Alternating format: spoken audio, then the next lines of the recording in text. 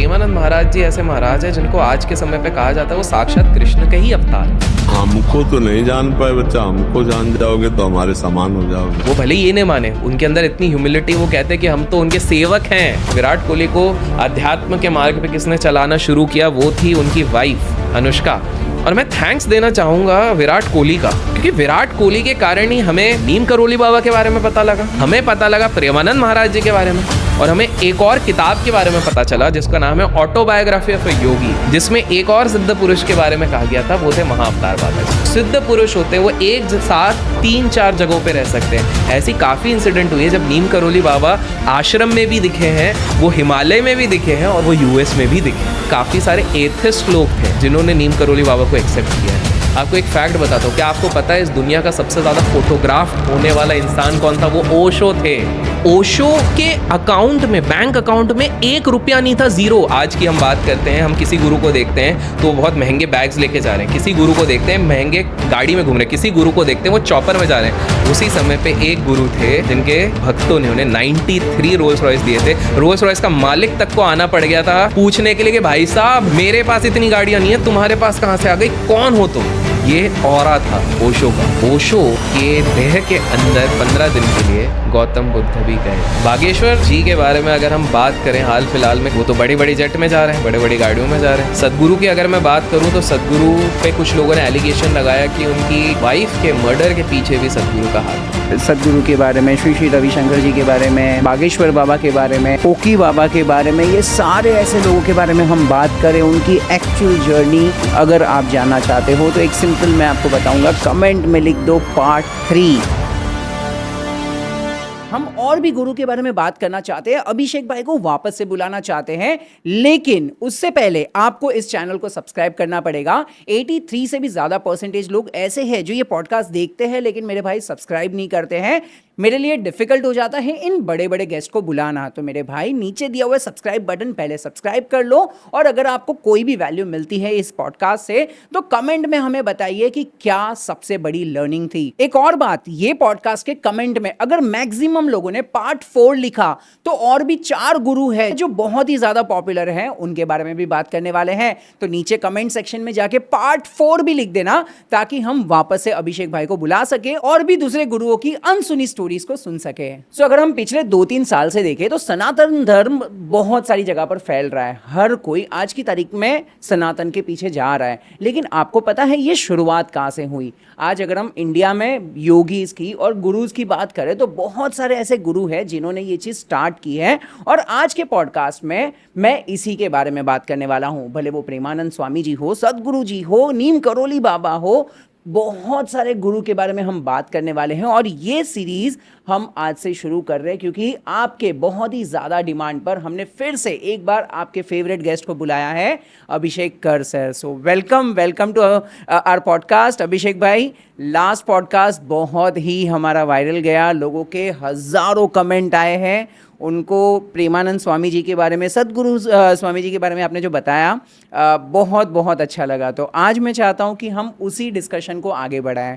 So again thank you so much for coming. Thank you so much इतना बेहतरीन introduction देने के लिए।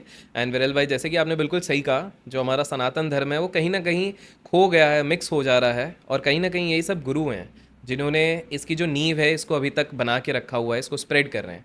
तो आज हमारा प्रयास यही रहेगा कि हम कुछ ऐसे गुरुओं के बारे में बात करें। स्वाभाविक सी बात है कि एक पॉडकास्ट में सबको कवर करना असंभव है। करेक्ट। इनफैक्ट टोटल कवर करना भी असंभव है, इसलिए शायद हम नीम करोली बाबा हो या फिर प्रेमानंद जी हो, उन्हें पूरी तरीके से पिछले बार भी कवर नहीं कर पाए थे। आज भी हम बहुत छोटे मनुष्य हैं, हम कवर नहीं कर सकते, कोशिश करेंगे, लेकिन हम प्रयास करेंगे कि आज जितना हो सके हम बताएं। लोगों का अगेन प्रेम आएगा, लाइक्स आएंगे, कमेंट्स आएंगे, तो हम उनके बताए हुए और गुरुओं को आने वाले पार्ट्स में कवर करेंगे 100%।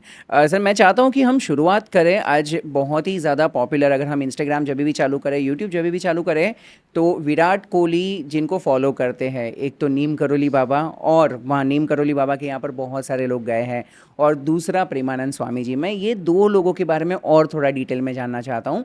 पहले तो मुझे बताइए, नीम करोली बाबा का आश्रम जहाँ पर आप जाके आए हो वो इतना पॉपुलर क्यों है, और कहाँ से ये सब शुरुआत हुई? देखिए, इसकी शुरुआत अगर आपको बताएं तो बहुत लोग जाते हैं आज के समय पे नीम करोली बाबा के आश्रम कैंची धाम पे, बट बहुत कम लोगों को पता है कि उनकी शुरुआत कैसे हुई थी। 8 वर्ष के थे और सागर के पास, जो सुना होगा एक जगह है सागर, उसके पास एक गांव था छोटा सा जहाँ पर उनका जन्म हुआ था। बचपन से कहीं ना कहीं अध्यात्म के तरफ, स्पिरिचुअलिटी की तरफ उनका बहुत ज़्यादा इंक्लाइनेशन था।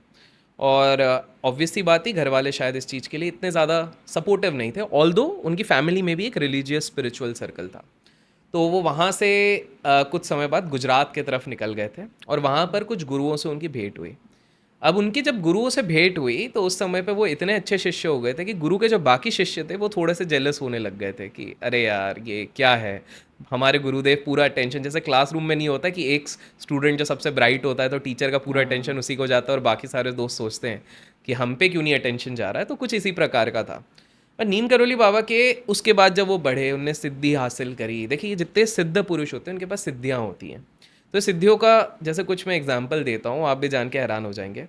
सो एक बार 15 जून एक ऐसा डेट होता है जब कैची धाम में हर वर्ष एक बहुत बड़ा उत्सव बनाया जाता है, मेला बनाया जाता है।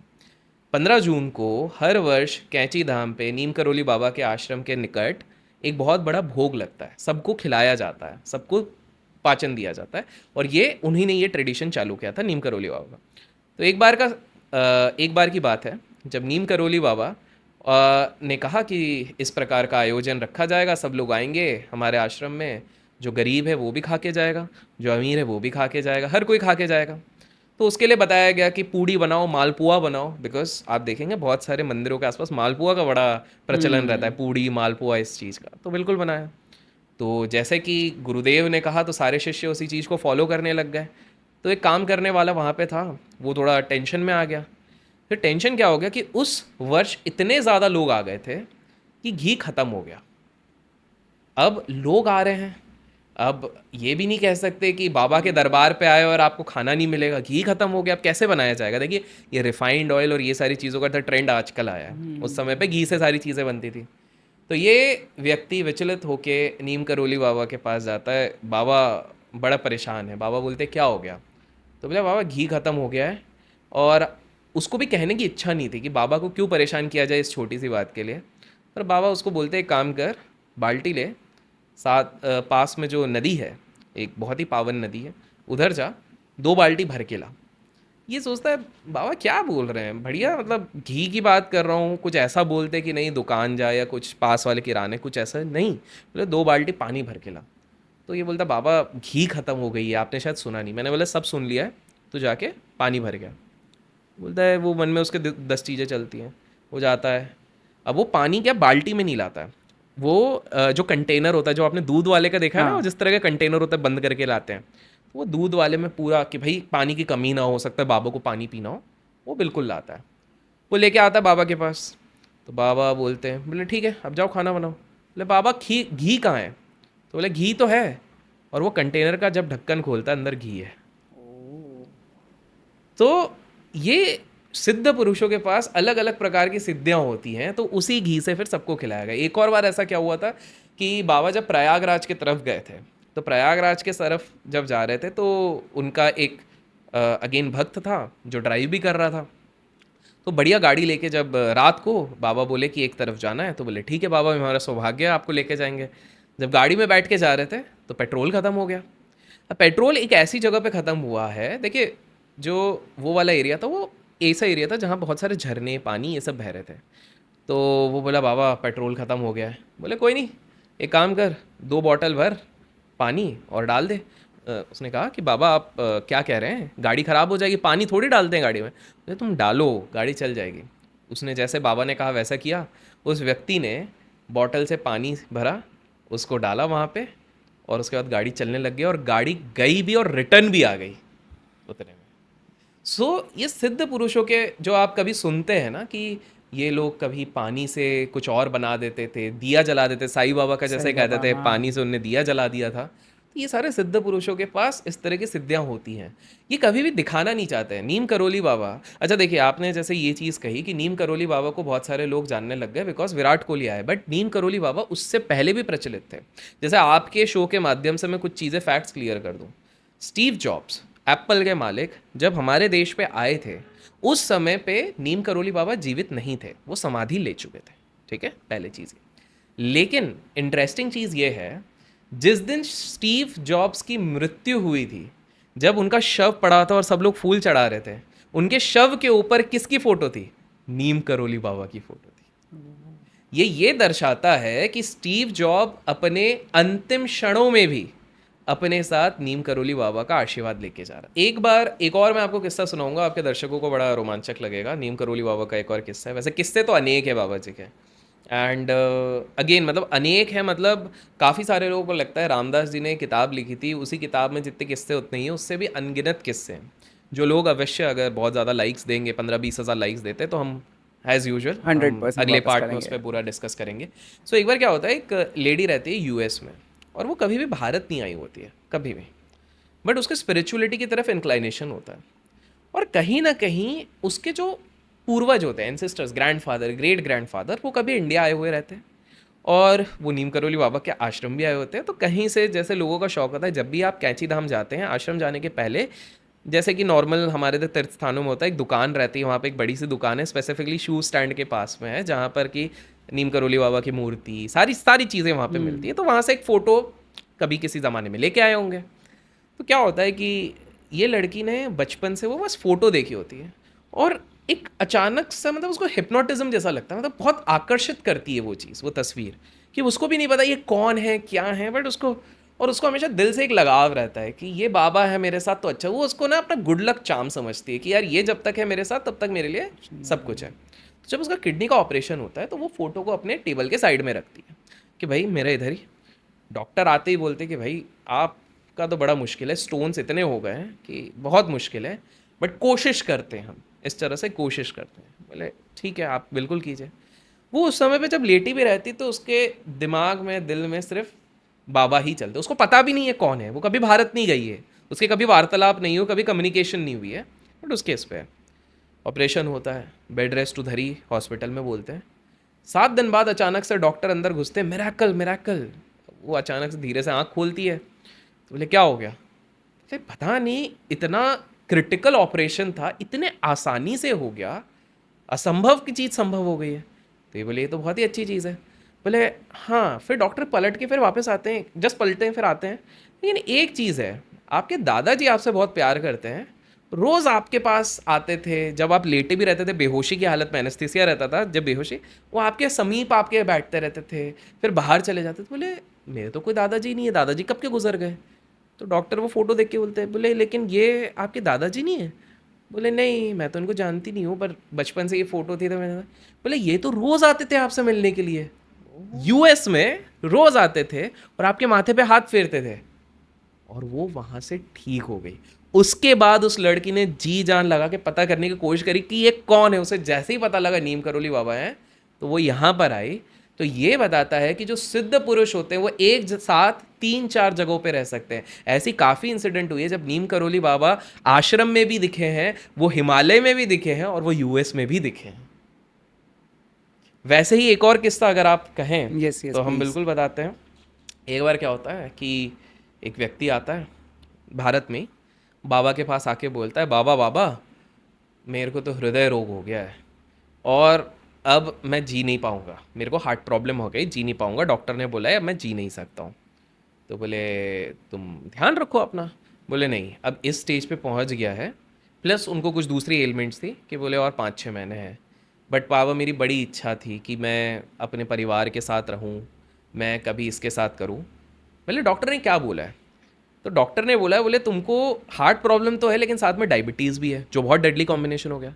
और डॉक्टर ने कहा है, बोले तुम मीठा नहीं खा सकते हो, और मीठा अगर खा लिए, अब जब भी तुम खा लिए, तुम्हारी मृत्यु निश्चिंत है। तो बोले तो मीठा छोड़ दो। बोले यही नहीं होता है बाबा, मेरे को मीठा की ऐसी तलब है ना, मतलब मुझे पता है मैं गलती से कहीं ना कहीं को लड्डू खा लूँगा, मोदक खा लूँगा। तो बोले तू जा, तू 24 साल और जिएगा, मीठा खा, तेरे को जितना खाना है खा, मेरा आशीर्वाद है। वो 24 साल तक मीठा खाया, 24 साल, ठीक 24 साल बाद उसकी मृत्यु हुई, बट उस 24 साल तक नीम करोली बाबा ने मीठा नहीं खाया। सो बेसिकली ये जो गुरु लोग होते हैं वो दूसरों की चीज़ अपने ऊपर हर लेते हैं।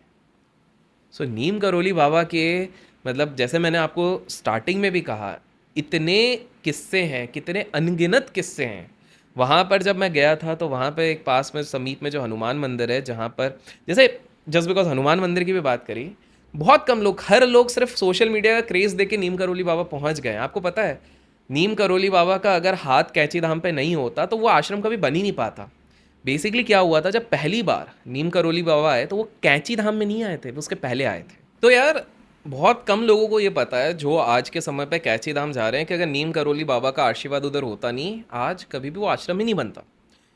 आपको बताता हूँ कि जब नीम करोली बाबा पहली बार पहुँचे तो वो उस आश्रम में नहीं पहुँचे थे, उसके पहले एक जगह है, लोग कमेंट्स में गेस करेंगे वो कौन सी जगह, अगर सही में नीम करोली बाबा के भक्त है कि उनकी स्टार्टिंग कहाँ से, वो लोग कमेंट्स में गेस करेंगे, वहाँ से हुई थी। तो जब वो गए कैंची में, उन्हें वाइब्रेशंस देखी और उनको लगा कि यहाँ पर स्थान होना चाहिए, तब गवर्नमेंट वो गवर्नमेंट प्रॉपर्टी थी, गवर्नमेंट लैंड थी, वो अलाउ नहीं कर सकती थी। तो उस समय पे जो व्यक्ति थे, बाबा ने कहा कि यार मैं चाहता हूँ कि मेरे भक्त लोगों को एक जगह मिले जहाँ पर आराम से आए, हमारा भोग लगे, सब कुछ हो, हनुमान जी का हम ध्यान करें, सारी चीज़ें हों। तो किसी कारण हो नहीं पा रहा था। तो बाबा को खुद भरोसा था कि ऊपर वाले उनके साथ है, हनुमान जी, उनको तो बाबा को हनुमान जी का ही रूप कहते हैं बहुत लोग। तो बाबा ने क्या कहा, बाबा ने इनसे कहा कि काम करते हैं, सामने वाली पार्टी ने बोला कि यहाँ के जो फॉरेस्ट ऑफिसर हैं चौधरी जी, फॉरेस्ट मिनिस्टर, बोले आप एक बार बात कीजिए। अब फॉरेस्ट मिनिस्टर उनके भक्त थे। तो फॉरेस्ट मिनिस्टर ने कहा कि बाबा आपने कहा है तो हम शुभ काम के लिए इस चीज़ को डोनेट करते हैं। बिना हिचकिचाए उन्होंने ये चीज़ कही कि we are donating this thing. बाबा जी ने उनको आशीर्वाद दिया, चौधरी चरण सिंह, कि मेरा आशीर्वाद है तुम्हारे साथ, तुम इतना अच्छा काम किए हो, तुम देश के प्रधानमंत्री बनोगे एक दिन। उसी के कुछ वर्ष बाद वो हमारे देश के प्रधानमंत्री बने थे। सो बेसिकली इस प्रकार से वो लैंड भी वहाँ पे मिला था। तो अगर बाबा के हम जितने किस्से कहें उतने कम है। मतलब उनकी स्टार्टिंग से लेके किस प्रकार से वो नीम करोली बाबा बने, किस प्रकार से उनके इतने सारे नाम थे, किस प्रकार से ये सारी चीज़ें हुई। तो नीम करोली बाबा का जिन पे हाथ पड़ा, इसलिए वो कहीं ना कहीं उनका उद्धार हुआ है। तो ये कहना कि विराट कोहली के आने के बाद नहीं, उससे पहले स्टीव जॉब्स आए, नहीं उससे पहले बड़े बड़े लोग आए हैं। भाई साहब आपको मैं बता दूं कि नीम करोली बाबा के सबसे बड़े भक्त हमारे देश के सबसे बड़े इंडस्ट्रियलिस्ट बिरला वाले थे। बिरला ग्रुप वाले खुद उनके भक्त थे। बहुत सारे लैंड्स उन लोगों ने प्रोवाइड भी किए थे कि बाबा आपने कहा है तो हम बिल्कुल आपको ये वाली चीज़ प्रोवाइड करेंगे। तो मैंने जैसे स्टार्टिंग में कहा था, हमारे इधर इतने सिद्ध पुरुष है ना, हम एक बार शुरू हो जाएंगे कभी ख़त्म नहीं हो सकता। Absolutely absolutely.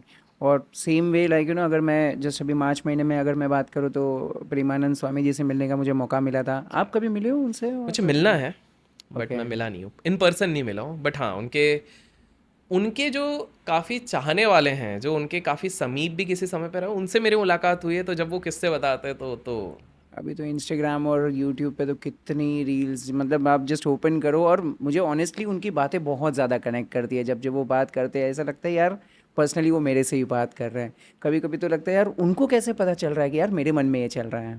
वो है, मतलब उनके अंदर, उनको तो देखिए, प्रेमानंद महाराज जी ऐसे महाराज है जिनको आज के समय पे कहा जाता है वो साक्षात कृष्ण का ही अवतार है। वो भले ये नहीं माने, उनके अंदर इतनी ह्यूमिलिटी, वो कहते हैं कि हम तो उनके सेवक हैं। सोचिए इतना महान इंसान, वो खुद कहते हैं सेवक हैं।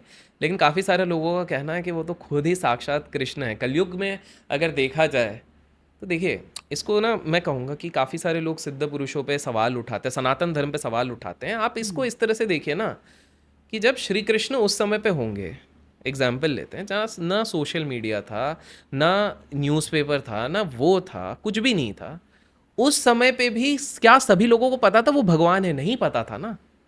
उस समय पे अगर सबको पता होता कि कृष्ण जी भगवान है तो कंस मामा क्यों पंगे लेते? क्यों महाभारत में लोग उनसे पंगे लेते ये जानने के पश्चात कि कृष्ण जी इधर थे? सिर्फ कुछ ही लोगों को ये पता था ना। भीष्म पितामह को पता था, इसलिए वो तो नमन करते थे कि हाँ आप ही, आपके हाथों ही मेरा हरना लिखा हुआ है। बट सबको नहीं पता था। तो पॉइंट वही है, आज के समय पे हम जहां आप और मैं जी रहे हैं, शायद आज के समय पे हमें नहीं पता है कि कौन सिद्ध पुरुष क्या है। हमारे जाने के 200-400 साल बाद जब आर्काइव्स निकाले जाएंगे, अब तो उस समय तो क्लाउड होगा, एआई होगा, तब निकाल यार ये सारी चीज़ें थी। तो उसी प्रकार से अब बिकॉज आपने प्रेमानंद जी की छेड़ी है तो उनके अगर आप कहें तो हम एक दो किस्से बताते हैं। तो एक बार ये क्या होता है कि प्रेमानंद जी को 13 वर्ष हो चुके रहते हैं संन्यास लिए हुए। तो प्रेमानंद जी को स्टार्टिंग में बड़ा शौक रहता था कि जितने भी ये मदिरा पी के, अल्कोहल पी के, दारू पी के लोग आते थे उनसे बात करते थे। अभी हाल फिलहाल में मैंने कुछ विटनेस किया है बट तो उनको बड़ा वो शौक रहता था कि बड़े मज़ेदार रहते थे इनको बात करने की, कि भाई इनका अलग ही एक माइंड को होराइजन खुल जाता है। तो एक बार ये बैठे हुए थे नदी के तट पे, तो एक रात को शाम के आसपास, मतलब सूरज ढल चुका है, एक आता है, अरे बाबा। तो वो बाबा बोलते हैं हाँ बताओ। तो बोले आप बाबा हो? बोले हाँ बाबा हैं। बोले कब से? बोले 13 वर्ष से। तो बोले अच्छा, और क्या चल रहा? तो उस समय पे ना वो समय था जब प्रेमानंद जी भगवान की भक्ति में तो लीन थे, लेकिन उनके दिमाग में कन्फ्यूजन रहता था कि भगवान प्रभु के मेरे को दर्शन कब होंगे, कब मेरी उनसे मुलाकात होगी। काफ़ी लोग कहते हैं कि उनको शिव जी ने साक्षात दर्शन भी दिए हुए हैं, ऐसा भी कहा जाता है। तो प्रेमानंद जी बोले बस असमंजस है, कभी कभी ऐसा लगता है कब मुझे मिलेंगे, क्योंकि प्रेमानंद महाराज, जैसे हमने फर्स्ट पार्ट में बात करी थी, पहले से कृष्ण भक्ति में नहीं थे, राधा रानी की भक्ति में नहीं थे, वो पहले शिव भक्ति में थे। तो वो बोले मेरे को समझ में नहीं आ रहा। तो दारू वाला बोला चलो मेरे साथ। तो ये बोले अरे चलो मेरे साथ ये, बट फिर उनने सोचा क्या है, तब उस समय पे जवानी थी और हष्ट पुष्ट थे बाबा भी, तो बोले क्या है अगर ज़्यादा कुछ परेशान करेगा तो हम कर लेंगे, हम मैनेज कर लेंगे कुछ ऐसा। तो वो लेके जाके एक मंदिर में लेके जाता है। ये एक्चुअली में ये तब की बात है जब उनने राधा रानी की भक्ति नहीं शुरू की थी, जब उनकी लाइफ की डिफ़िकल्टीज शुरू नहीं हुई थी, ठीक है। तो जब उनका किडनी का भी डायग्नोज नहीं हुआ था, ये तब की बात है। तो ये कितना बड़ा लेसन आने वाला है अब देखो।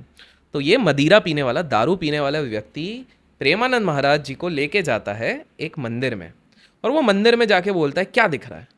तो बोले मूर्ति है भगवान की और फ्लोर है बस, और क्या है?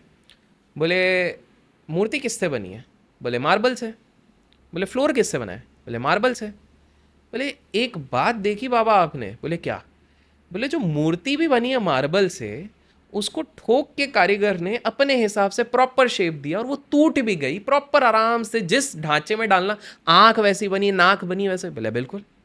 बोले और ये जो फ्लोर है मार्बल का, उस पर रोज लोग चल रहे हैं, कूद रहे हैं, तो भी ये टूटता नहीं है। तो बाबा बोले हाँ यार बात तो सही बोले। बोले इसलिए हमेशा याद रखना, ये सारा पर्सपेक्टिव का गेम है, आपको ये वाला मार्बल बन के रहना पड़ेगा, आगे बहुत कठिनाई आएंगी बट टूटना नहीं है। और ये समझ गए कि ये आम दारू पीने वाला नहीं है, इनने हाथ जोड़ा, वो साक्षात प्रभु थे।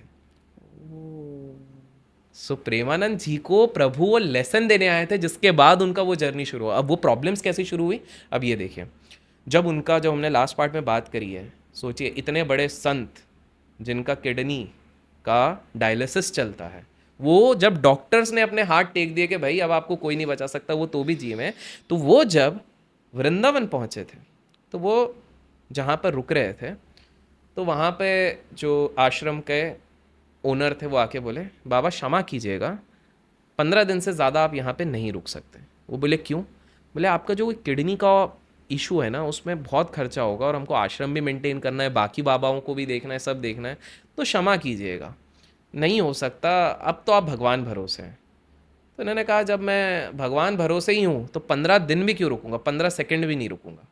और वो वहाँ से निकल दिए, निकल गए। अब कहीं रहने का ठिकाना नहीं, कहीं खाने पीने का ठिकाना नहीं, बट मन में सिर्फ एक ही चीज़, लाडो रानी देखेंगी, राधा रानी देखेंगी, कृष्ण जी देखेंगे, राधा रानी देखेंगे। अब वो जाते हैं लेकिन बड़े टूट जाते हैं, खाना वाना नहीं मिल रहा है, कुछ नहीं मिल रहा है।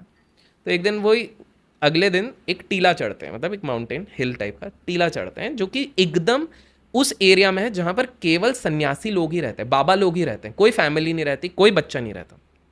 जब वो टीले पे बैठे रहते हैं, तब सामने देखते हैं छोटी सी बच्ची खेल कूद रहती है, खेलती कूदती रहती है। तो उनका पहले ध्यान नहीं रहता, वो मन में इतने दुखी रहते हैं, वो कहते हैं लाडो रानी, राधा रानी, अगर आज कुछ वो नहीं मिला, कोई मेरे को इशारा नहीं मिला, कुछ नहीं मिला ना, तो मैं रात की ही ट्रेन से वापस वाराणसी निकल जाऊंगा, वृंदावन नहीं रुकूंगा, वो देख लूँगा मैं, क्योंकि शायद मैं समझूंगा कि मेरे योग में यही है और शायद शिव भक्ति ही मुझे करनी चाहिए। और उनके आंखों से आंसू आए, आंखें से आंसू आए, तभी उनकी नज़र पड़ी एक बच्ची खेल रही है उनके सामने। तो वो बच्ची हंस के बोलते क्या हुआ बाबा, क्यों रो रहे हो? बोले कुछ नहीं बेटा, ऐसे ही। तो बोले, वो बोल के जाती है, आपके सारे समस्याओं का हल हो जाएगा, आप निश्चिंत रहो। और इतने में बाबा आंख बंद करते फिर देखते हैं तो वो गायब हो जाती है। कहाँ गई पता नहीं। अब उनने उनने इल्यूजन नहीं देखा, उनने कुछ तो देखा है।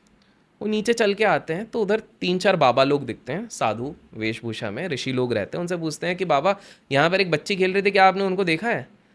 तो वो कहते हैं कि अरे आपको क्या हो गया है, आप कुछ सोच रहे होंगे, क्योंकि यहाँ पे सिर्फ साधु संत रहते हैं, कोई परिवार वाला नहीं है, और बच्ची तो दूर दूर तक इधर नहीं दिखेगी। बाबा समझ गए, ये साक्षात राधा रानी ही थी। अब जब उन्होंने कहा है, उसके बाद वो एक पेड़ के नीचे बैठे, अचानक से एक भक्त, अरे बाबा आपको भूख लग रही हो, खाना मिल गया। फिर उसके बाद वो उधर जब लेट गए, कोई अचानक से कोई आया, देखा कि बाबा ऐसा सोया, कंबल उड़ा के चले गया। फिर वो चल के जा रहे हैं तो एक व्यक्ति आके एक पेड़ के नीचे जब वो बैठे तो बोले, बाबा आप आपके रहने वहने की व्यवस्था है? बोले नहीं। तो बोले, अरे आप मेरे, हमारा तो सौभाग्य होगा, रहने की व्यवस्था हो गई।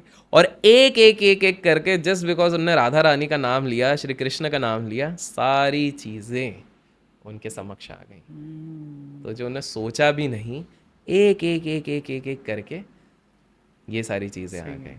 तो देर इज़ अ रीज़न क्यों ये बड़े बड़े सेलिब्रिटीज़ हो गए हैं। जब हम बोलते हैं कि विराट कोहली को अध्यात्म के मार्ग पे किसने चलाना शुरू किया, वो थी उनकी वाइफ अनुष्का।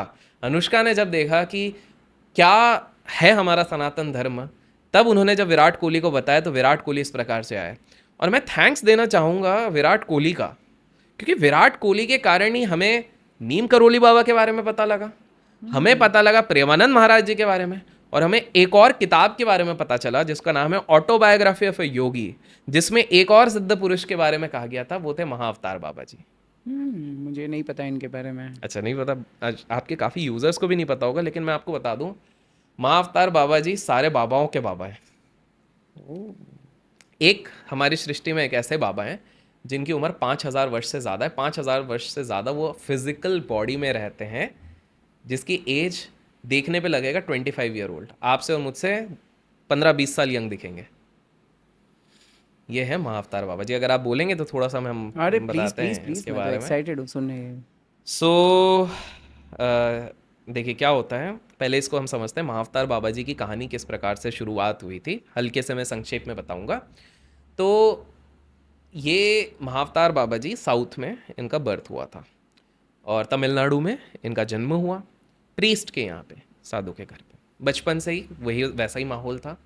लेकिन फिर क्या होता है, दुर्भाग्यवश, कि जब ये छोटे रहते हैं, 8-9 वर्ष के रहते हैं, तब इनकी किडनैपिंग हो जाती है। और उस समय पे क्या होता था, चाइल्ड लेबर वाला बड़ा सिस्टम चलता था हमारे देश में, कि बच्चों को अगवा करके बेच दिया जाता था। अब इनको अगवा कर लिया गया, बेच दिया गया, तो बड़ा सैड स्टार्ट है, क्योंकि फिर उनसे बहुत सारा काम वाम। बट थैंकफुली ये नोटिस में आ गए एक भले इंसान के, और भले इंसान ने इनको रिहा कर दिया। अब ये ना माता पिता, इनको बच्चे हैं ना, नहीं पता कहाँ पे जाके कहाँ बेचा है, कहाँ पहुँच गए। तो भिक्षु लोग जा रहे थे उनके साथ, ये साधु लोगों के साथ पहुँच गए श्रीलंका। और श्रीलंका में जाने के बाद ये उन्हीं के साधुओं के साथ, गुरुओं के साथ, वैसे ही गुरुकुल परिक्रमा में रहने के साथ साथ सीखने लग गए, और इनका इतना इंटरेस्ट हो गया इन सब पे। वैसे जस्ट फॉर कंटेक्स्ट, इनको बचपन में नागार्जुना कहते थे, नागों का राजा, ऐसा। तो ये जब श्रीलंका पहुंच गए, यहाँ पहुंच गए, तो यहाँ पे जो इनके गुरुदेव थे वो इनसे इतने प्रसन्न हो गए कि इन्होंने इनको इनकी लाइफ की सबसे बड़ी 2 लेसन सिखा दी। इन्होंने इनको क्रिया योग सिखा दिया और कुंडलिनी योग सिखा दिया। आजकल हम बहुत नाम सुनते हैं ना, कुंडलिनी योग, कुंडलिनी जागृत, वो इधर से ही आया है, सारे लोगों ने इधर से ही अडेप्ट किया। जब इन्होंने ये 2 चीज़ें सीख ली, तो एक तरीके से कह सकते हैं कि इन्होंने देख लिया कि ये अपनी फिजिकल बॉडी में जब तक चाहे तब तक रह सकते हैं। आज भी जब भी अगर किसी बड़े पुरुष को, देखिए बहुत सारे ना यूट्यूब पे क्लिक बेट चलते हैं कि हमने बाबा जी को देखा, हमने बाबा, अरे नहीं देखा भाई, इतने आसानी से वो नहीं दिखेंगे, क्योंकि वो अभी ज्ञानगंज के इधर रहता है। ज्ञानगंज कौन से? अगर हमने फर्स्ट पार्ट में इसके बारे में शायद बात करी है, एक पार्ट में हमने बात करी है, जहाँ पर हमने बात करी कि ऐसी जगह है जहाँ पर सारे चिरंजीवी रहते हैं। हाँ। सो ज्ञानगंज के हेड मास्टर आप समझ सकते हैं बाबा जी।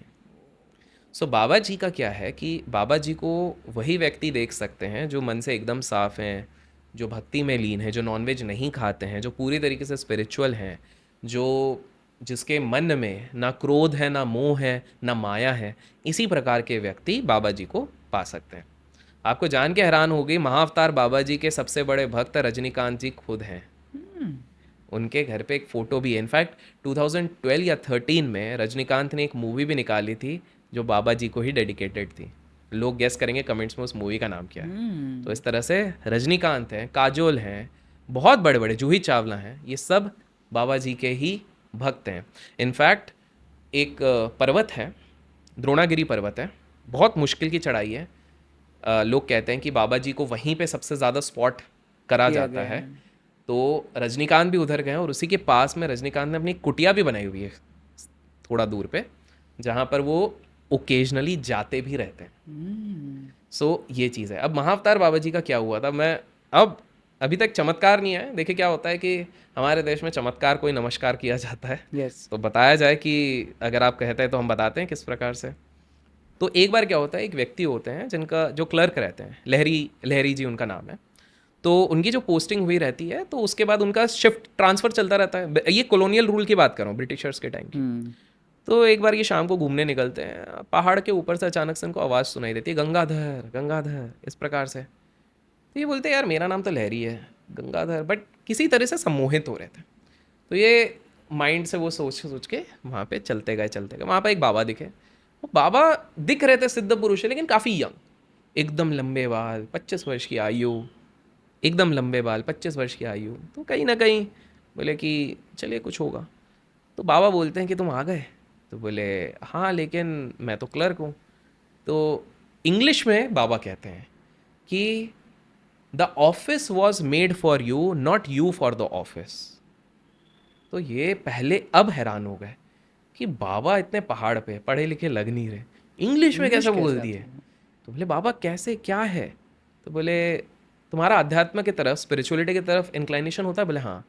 बोले क्योंकि प्रीवियस बर्थ में तुम मेरे ही शिष्य थे और तुम्हारा कुछ काम अधूरा रह गया था।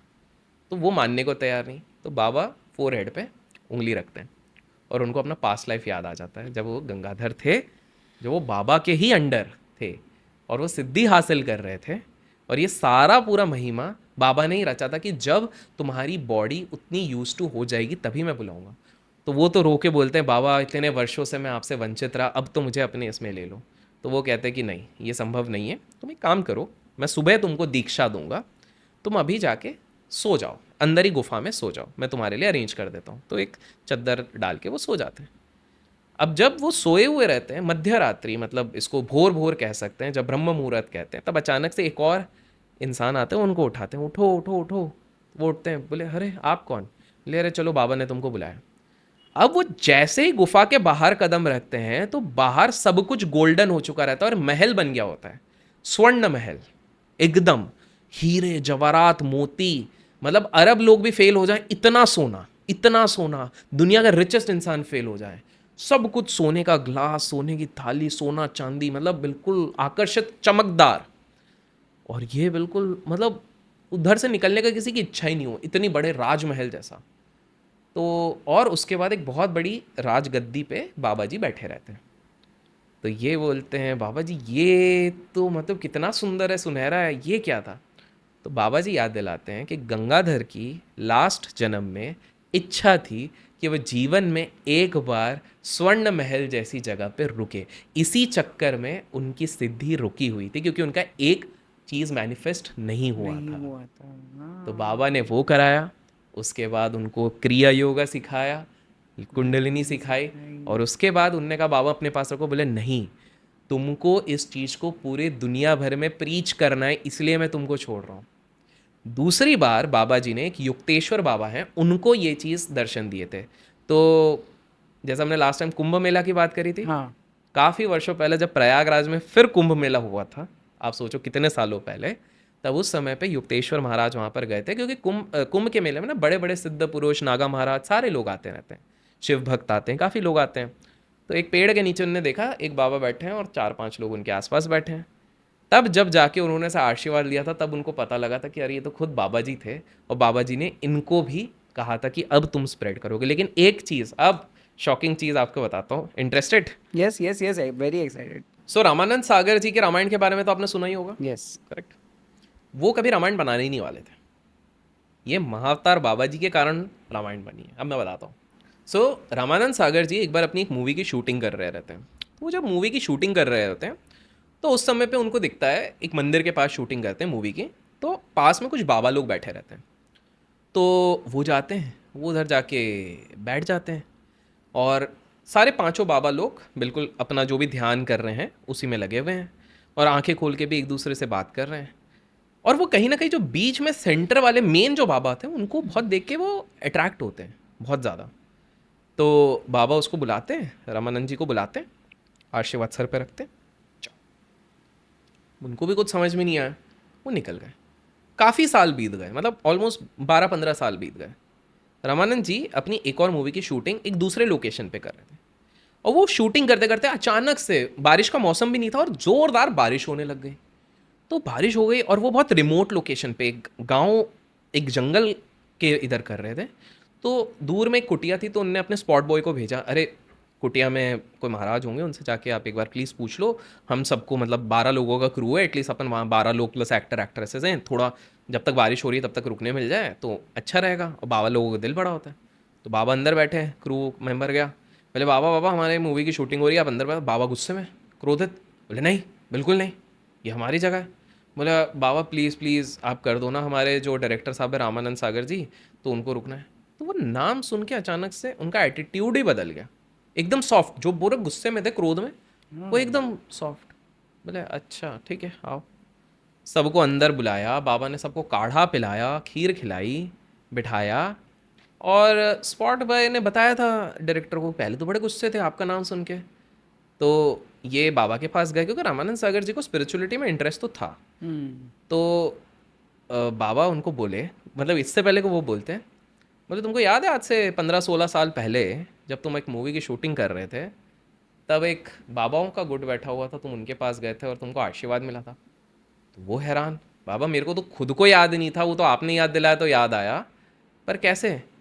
तो बोले वो बाबा जी थे, महाअवतार बाबा जी थे, वो चाहते हैं कि तुम रामायण बनाओ और तुमसे अच्छा वो कोई बना नहीं पाएगा, इसलिए उन्होंने तुमको गुडविल के लिए आशीर्वाद दिया था। ये बोले पर मैं रामायण नहीं, मैं बनाने वाला हूँ, पर मैं महाभारत बनाने वाला हूँ। तो बोले ठीक है तुम जाओ, तुम रामायण ही बनाओगे। और रामानंद जी ने अपने बायोग्राफी में मेंशन किया है कि मैं चाहता तो पहले महाभारत बनाना था, पता नहीं कैसे कैसे सिचुएशन बनी और मैंने रामायण बना दी। तो ये कुछ सब चीज़ उनकी लीला है। बिल्कुल। तो महाअवतार बाबा जी आज भी हैं। वो शरीर में ऐसा कहा जाता है कि महाअवतार बाबा जी जैसे ही उनकी एक सिस्टर भी है, स्पिरिचुअल सिस्टर भी है। तो एक बार उन्होंने अपनी सिस्टर को कहा था कि मैं सोच रहा हूँ कि अपनी शरीर छोड़ दूँ। तो उनकी सिस्टर ने मना किया कि नहीं, तुम कभी भी अपना शरीर नहीं छोड़ोगे, तुम गाइड करते रहोगे। तो जो बड़े बड़े ऋषि मुनि और ये सब हैं, उनको वो गाइड करते हैं। तो लहरी महाराज को भी उन्होंने ही गाइड किया, रामानंद सागर जी को उन्होंने ही गाइड किया, और समय समय पे वो इस प्रकार से गाइड करते हैं।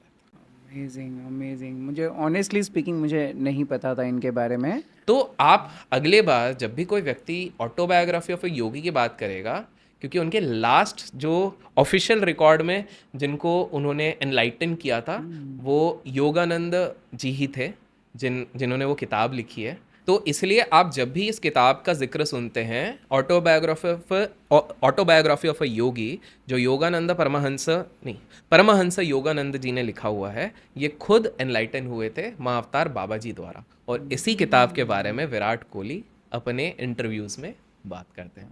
और क्योंकि मैंने परमहंस योगानंद जी की बात करी है, आपको जान के हैरानी होगी। एक बात बताइए, आज के समय पर अगर किसी की मृत्यु होती है, आज अगर हम डेड हो जाते हैं, आज तो कल हमको होना ही है, डेड हो जाएंगे और ऐसी बॉडी रहेगी तो रॉट होगी, करेक्ट, सड़ने लग जाएगी, स्मेल आएगी।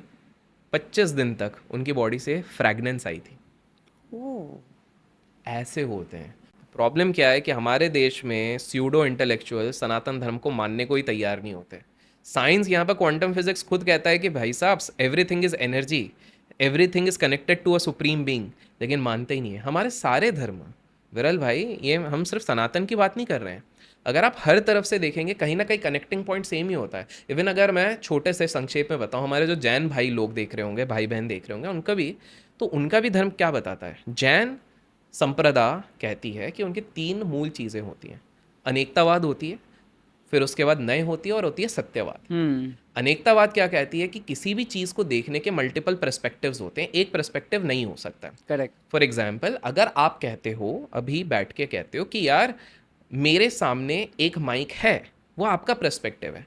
हो सकता है ऑफिस में बैठा हुआ भी व्यक्ति कह सकता है मेरे सामने एक माइक है, तो सबका एक अलग पर्सपेक्टिव है। वो व्यक्ति ये भी कह सकता है कि मेरे पास माइक नहीं है क्योंकि वो माइक स्टूडियो में है, तो अलग अलग पर्सपेक्टिव है।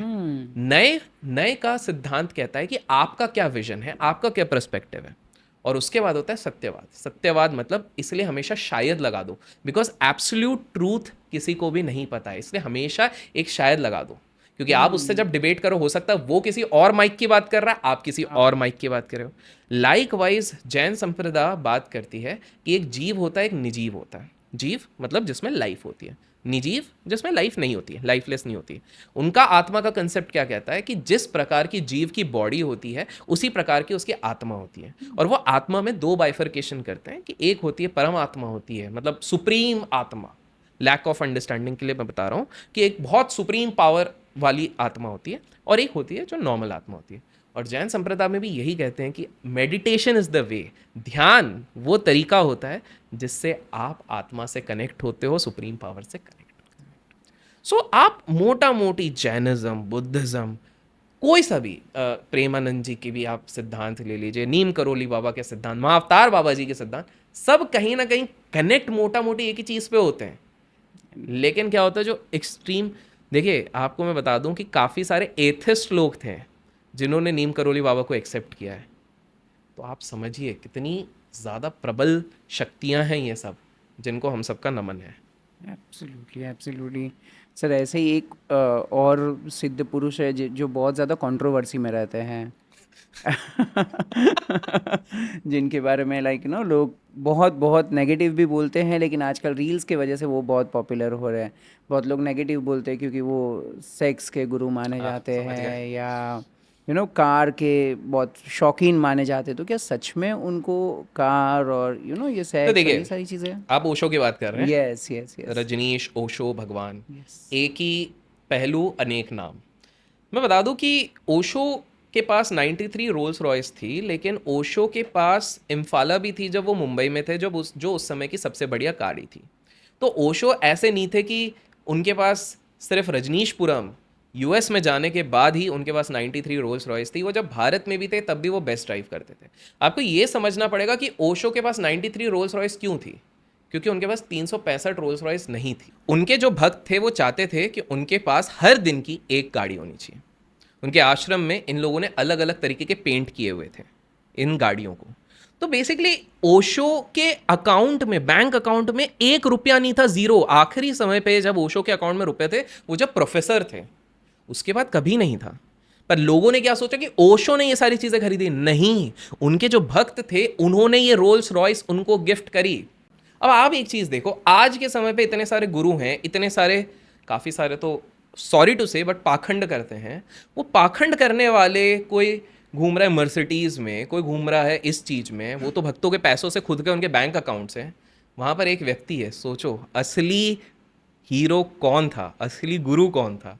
एक समय पे, आज की हम बात करते हैं, हम किसी गुरु को देखते हैं तो वो बहुत महंगे बैग्स लेके जा रहे हैं, किसी गुरु को देखते हैं महंगे गाड़ी में घूम रहे हैं, किसी गुरु को देखते हैं वो चॉपर में जा रहे हैं। उसी समय पे एक गुरु थे जिनके भक्तों ने उन्हें 93 रोल्स रॉयस दिए थे। रोल्स रॉयस का मालिक तक को आना पड़ गया था पूछने के लिए कि भाई साहब मेरे पास इतनी गाड़ियां नहीं है, तुम्हारे पास कहां से आ गई, कौन हो तुम।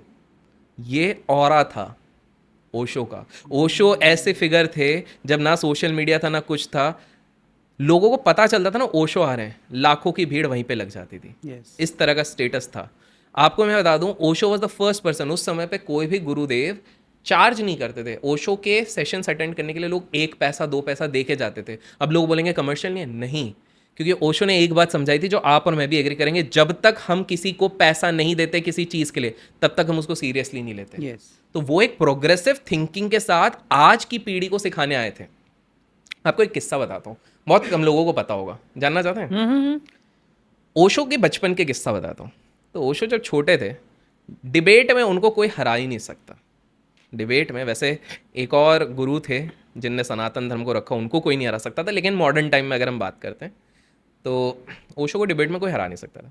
तो एक बार उनके क्लास के जो प्रोफेसर थे, तो वो उनको कुछ पढ़ाना चाहते थे पूरी क्लास को, बट क्लास को बहुत मज़े आते थे, प्रोफेसर परेशान। क्यों? एक चैप्टर के आगे 1 महीने तक निकल ही नहीं पा रहे। क्यों? क्योंकि उस एक चैप्टर से ओशो इतने सवाल पूछते थे, इतने सवाल, जो उनको भी पता था कि प्रोफेसर भी आंसर नहीं दे पा रहे, रटा रटा है। तो प्रोफेसर ने प्रिंसिपल को कंप्लेन कर दी। प्रोफेसर ने जाके प्रिंसिपल को कहा, या तो ओशो रहेंगे हमारे स्कूल में या तो मैं। ओशो को बुलाया जाता है।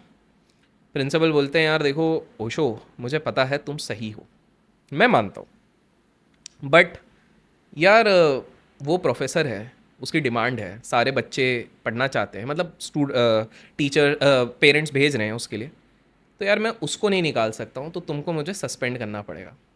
तो बोले ठीक है।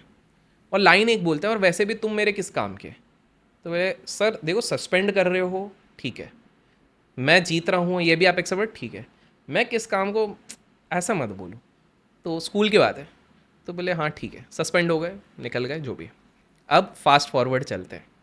कॉलेज के दिनों में ओशो ने इतनी किताबें पढ़ ली थी, ओशो ने अपने लाइफ टाइम में 1,50,000 से ज़्यादा किताबें पढ़ ली थी। वो जब डिबेट करने बैठते थे, आज तक उनसे, आज तक जब तक वो जीवित थे, कोई नहीं जीत सका ओशो से। ओशो का ऑरा इतना ज़्यादा था कि भाई उनके सामने अच्छे अच्छे डिबेटर्स हार मान जाते थे कि भैया क्षमा कर लो, तुमसे डिबेट नहीं करना है। बड़े बड़े रिलीजियस गुरु हार मान जाते थे। तो ओशो के साथ क्या हुआ कि एक बार इतना ज्ञान हो गया था, हर जगह उनका, स्टूडेंट्स में बहुत पॉपुलैरिटी हो गई, टीचर्स में पॉपुलैरिटी हो गई, और उन्होंने छोड़ दिया। तो एक ना कॉलेज था एक गांव का, तो वो कॉलेज बोला कि यार हमारे ना प्रिंसिपल नियुक्त करना है, तो हम चाहते हैं आप आओ, आप इंटरव्यू ले लो, क्योंकि आपसे बढ़िया कोई जजमेंट नहीं कर सकता, ठीक है। तो ओशो बोले ठीक है, बिल्कुल हम आएंगे। ओशो जाते हैं वहाँ पे, और प्रिंसिपल का एक एप्लीकेशन किसका आया होता है? वही स्कूल वाले प्रिंसिपल का। Because of some financial issues उनको वो छोड़ के ये जाना पड़ा। इनकी हालत टाइट कि अरे भाई अब ये तो मुझे सिलेक्ट नहीं करेगा। ओशो कहता है शांत, आप डिजर्विंग हो, आपको मिलेगा, आपका फाइनेंशियल इशू है, मैं जानता हूँ आपको मिलेगा, लेकिन याद है ना आपने क्या कहा था, तुम मेरे किस काम के? सर्कल। ओशो तो गांधी जी से मिले।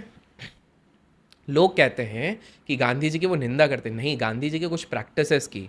गांधी जी चरखा को प्रमोट करते थे, ओशो इंडस्ट्रियलाइजेशन को प्रमोट करते थे। वो कहते थे चरखा होगा तो एम्प्लॉयमेंट कैसे बढ़ेगी, डेवलपमेंट कैसे बढ़ेगी। आज हम लोगों ने क्या किया, इंडस्ट्रियलाइजेशन ही तो लिया है। करेक्ट। ओशो उसी की बात करते थे। ओशो यही कहे कि भाई इंडस्ट्रियलाइजेशन इज इंपॉर्टेंट।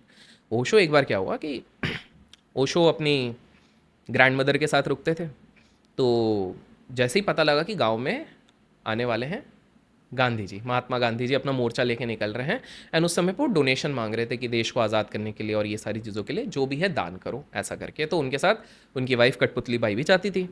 ओशो को जैसे ही पता लगा कि भाई, क्योंकि गांधी जी उस समय के सेलिब्रिटी, अरे गांधी जी आ रहे हैं, गांधी जी आ रहे हैं, मैं जाऊँगा, तो 2 रुपये लेके घर से निकल गए कि भाई ठीक है। अब क्या हो गया कि उस समय पे तो कोई इंडिकेटर नहीं होता था, कहीं से पता नहीं चल सकता ना कि ट्रेन लेट हो रही है, ट्रेन फास्ट हो रही है, क्या हो रही है, किसी चीज़ का पता नहीं है। तो ये जब पहुंचते तो पता लगता है कि भैया ट्रेन तो 8 घंटे लेट है, तो बहुत लोग 2 घंटे में, अब कौन रहेगा, सब लोग निकल गए, सिर्फ यही रुका। 8 घंटे बाद जब ट्रेन आती है, गांधी जी देखते, अरे सब कहाँ चले गए, बहुत गिनती के लोग हैं, इतनी भीड़ होनी चाहिए, हुए नहीं। तो बच्चा देख के वो बड़े खुश हो जाते हैं, बच्चे इधर आओ। तो बच्चा देखते ही वो देखता है कंटेनर जिसमें सारा डोनेशन और ये सब है। वो पूछता है ये क्या है बाबू? तो बोले ये है जिसमें हम दान ले रहे हैं। बोले दान किसके लिए ले रहे हैं? तो बोले गरीबों के लिए। तो बोले ठीक है, ये दान पेटी मुझे दे दो। तो कठपुतली भाई हंसने लगती हैं, बोले अरे बेटा क्यों? बोले मेरे गांव में तो बहुत ज़्यादा गरीब हैं, तो आप दो या मैं दो, बात एक ही है, मैं ये लेके चले जाता हूँ और मैं इसको जाके बांट दूंगा। तो कठपुतली भाई हंसने लग जाती, पहली बार इस देश में कोई मिला है जो तुमको डिबेट में टक्कर दे रहा है। तो वो इसको समझाते हैं, तो वो कुछ नहीं, अपना कॉइन डाल के वो भाग के निकल जाता है। तो वो गांधी जी से पहले मिल चुके। तो ओशो की काफ़ी इस तरह से बड़े बड़े, जब वो विदेश गए थे, हॉलीवुड के बड़े बड़े सेलिब्रिटी अपने घर बेच के, करोड़ों की संपत्ति बेच के, अरबों की संपत्ति बेच के उनके आश्रम में आ जाते थे कि प्रभु आप ही हमारा मार्गदर्शन करो, आप ही हमको ज्ञान दो, आप ही हमको लिबरेट करो। जब रजनीशपुरम में ओशो का एनुअल इवेंट होता था, लाखों की संख्या में इंटरनेशनल लोग आते थे। आपको एक फैक्ट बताता हूँ, क्या आपको पता है इस दुनिया का सबसे ज़्यादा फोटोग्राफ्ड होने वाला इंसान कौन था? वो ओशो थे। सबसे ज़्यादा फोटोग्राफ्स उन्हीं की चलती थी।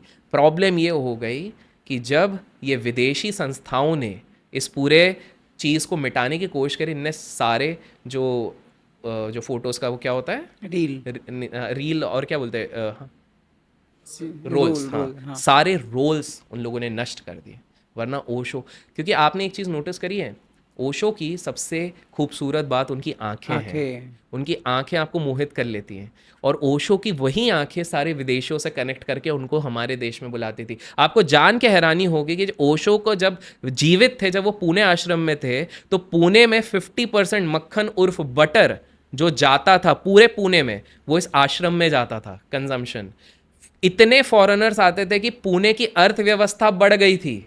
इतने फॉरेनर्स आते थे कि फॉरेन एक्सचेंज काउंटर आश्रम के अंदर रहता था। जो एयरपोर्ट पे दिखता वो आश्रम के अंदर दिखता था। तो आप खुद सोचिए किस लेवल का। तो कोई व्यक्ति जब ऊपर जाएगा, जब लोगों के थॉट प्रोसेस को चैलेंज करेगा, तो क्यों नहीं होंगे उसके दुश्मन ज़्यादा। किसी से नहीं डरते थे ओशो, सीधे निडर होके बोलते थे। तो ये इस प्रकार के थे। वैसे ओशो में भी बहुत सारी चीज़ें हैं एंड उनकी उनकी लाइफ पार्टनर के बारे में अरे बहुत सारी चर्चा ये बहुत है। चल रही है। तो ओशो के बचपन में उनकी एक गर्लफ्रेंड थी, शशि। तो शशि को वो प्यार से गुड़िया बुलाते थे। तो क्या हो गया कि बहुत दोनों को बहुत अपार प्रेम था एक दूसरे से, लेकिन दुर्भाग्यवश जो डॉक्टर शर्मा करके थे, उनकी बेटी थी शशि, दुर्भाग्यवश शशि को एक प्रॉब्लम हुई जिसके कारण उनकी मृत्यु हो रही थी। तो मृत्यु के समय पे, मौत के समय पे, उन्होंने ओशो से वादा किया, तुम चिंता मत करो, मैं फिर से आऊँगी और तुम्हारी ही संगिनी बनूंगी। और ओशो ने बोला, वो तो रो रो के पागल हो गए। बट किस्मत का खेल देखे, जब ओशो ओशो बन गए, रजनीश बन गए, भगवान बन गए, उस समय पे विदेश से एक लड़की आई जिसका नाम था विवेक। और विवेक को तो याद नहीं था उसके पुराने पास्ट लाइफ का, लेकिन वो बहुत सेवा करती थी। ओशो को पता था कि ये वही है, क्योंकि ओशो एनलाइटन हो चुके थे। और दुर्भाग्य ये भी है कि जिस समय पे ओशो की मृत्यु हुई, उसी के 41 डेज पहले शशि की भी मृत्यु हुई, विवेक।